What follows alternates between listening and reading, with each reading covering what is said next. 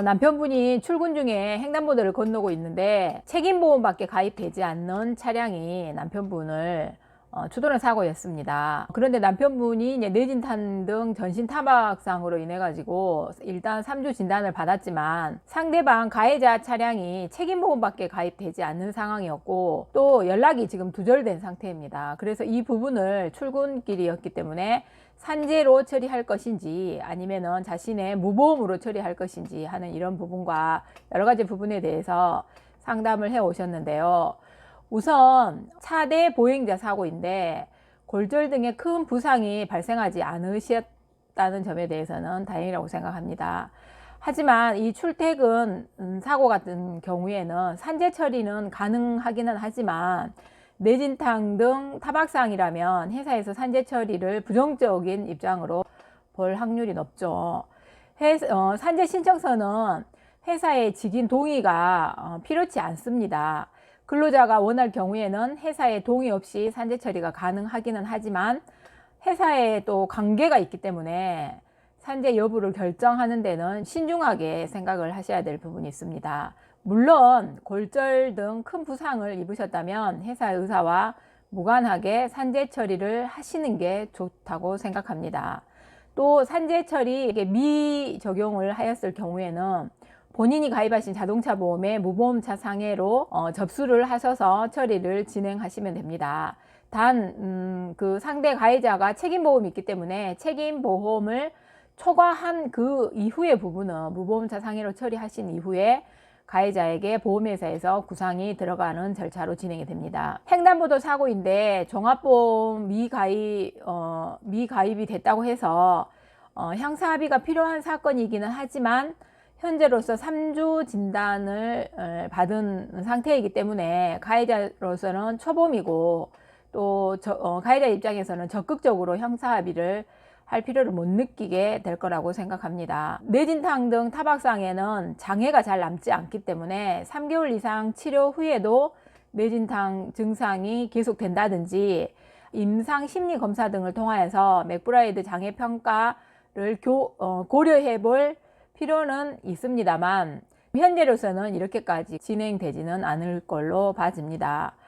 또 본인 과실이 없는 사고이기 때문에 입원 중 본인 부담금이 없으시다면 제가 누누이 몇 번이나 말씀을 드렸던 일반 상해 의료비 담보가 가입되지 않는 이상 본인의 실비로는 처리하기가 힘든 그런 부분이 있습니다. 그래서 예전에 일반 상해 의료비를 가입하고 있으신 고객님이시라면 절대로 그 일반 상해 의료비를 손을 대면 안 됩니다. 리모델링을 한다는 이후로 예전 일반 상해 의료비 담보를 판매할 때 없었던 설계사 분들이 잘 모르시고 이 부분을 많이 해지하시는 경우가 있는데 너무나 안타까운 게 사실입니다. 그래서 일반 상해 의료비가 가입되어 있으시다면 그 부분으로 50% 치료를 다 완료하신 이후에 청구하시면 됩니다. 또 입원과 통원에 대해서 보상 관점에서 말씀드리자면 입원 기간에 대해서는 휴업 손해가 인정이 당연히 되겠죠. 논란이 될 이유가 없습니다.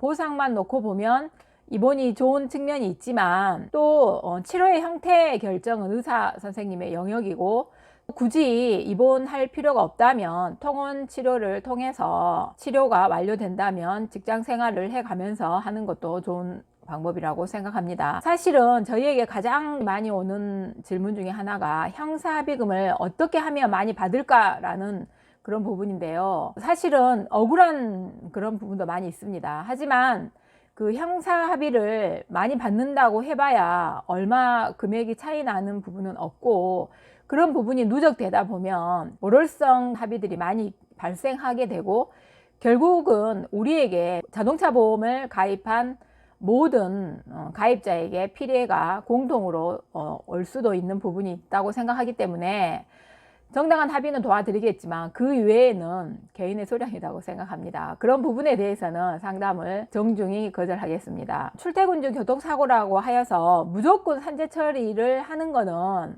지양돼야 된다고 생각합니다. 본인에게 유리한 쪽을 선택하셔야 되겠고 정말 크게 사고가 나셨다고 하면은 당연히 산재 처리를 하셔야 합니다. 산재 처리하시는 게 당연히 유리한 측면이 있고 고용노동부에서도 그 2018년 2월자 기준으로 해서 보도한 자료를 참고하시면 큰 사고를 당하신 경우에는 휴업 손해라든지 여러 가지 측면에서 산재 사고가 유리합니다. 그거는 당연히 산재 처리를 하셔야 되는 게 맞다고 생각합니다.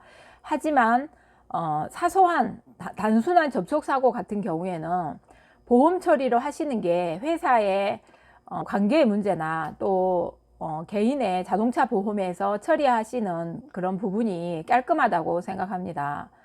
산재보험과 자동차 보험의 비교 부분에 대해서 산재보험이 유리한 점은 산재보험은 과실 여부를 따지지 않습니다. 과실 여부와 무관하게 보상을 하기 때문에 재해자 과실에 따라서 보험금이 지급이 제한이 되는 자동차 보험보다 보상 수준이 훨씬 높은 게 사실입니다.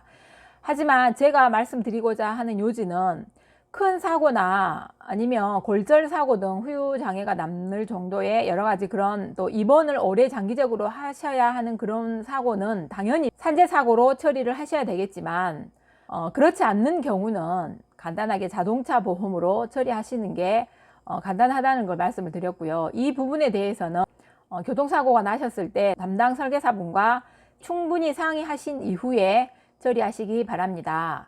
오늘은 출퇴근 교통사고 산재 처리와 자동차 보험에 대해서 알아보았습니다. 감사합니다.